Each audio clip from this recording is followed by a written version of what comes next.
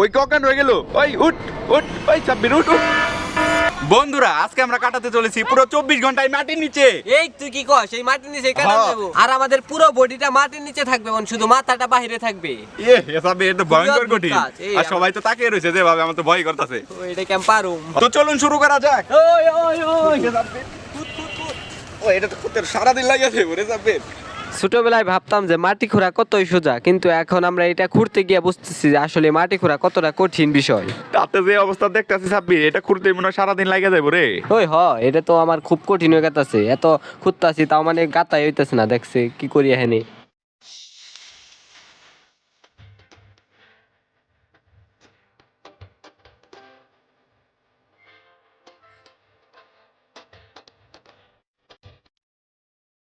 এই দিক দিয়ে আমাদের এটা খুঁড়তে গিয়ে অবস্থা খারাপ হয়ে যাইতেছে, ওই দিক দিয়ে আবার পোলা বানাইছে ডিস্টার্ব করতেছে।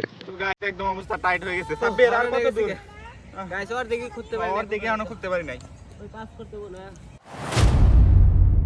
ও গাইস আমার অবস্থা একদম শেষ। আমার তো খুব চাপ লাগতেছে গাইস। গাইস অবস্থা একদম খারাপ। ওই তোর দেখি তোরে মারি। ওরে রে, ওই উড়ুন কেন আর পাতাছ না গাইস, অবস্থা একদম খারাপ গাইস। ও অবস্থা টাইট हो गया, हालत हो रहा है। Oh no!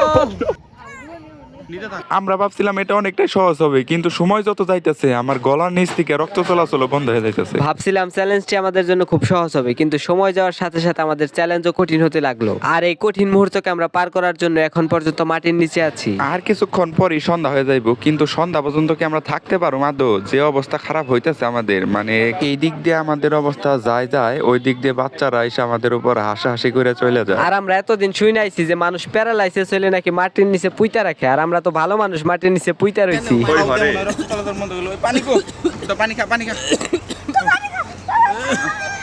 অলিভ খুঁজে দে, অলিভ আমিও কারুম, অলিভ খুঁজে দে, কারুম আমি, ওই কেউ খুঁজে দে, আমিও কারুম।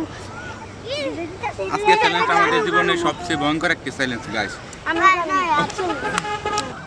ওই সাব্বির, ওই গাইস ওই গগন হয়ে গেল, ওই ওই সাব্বির উঠ।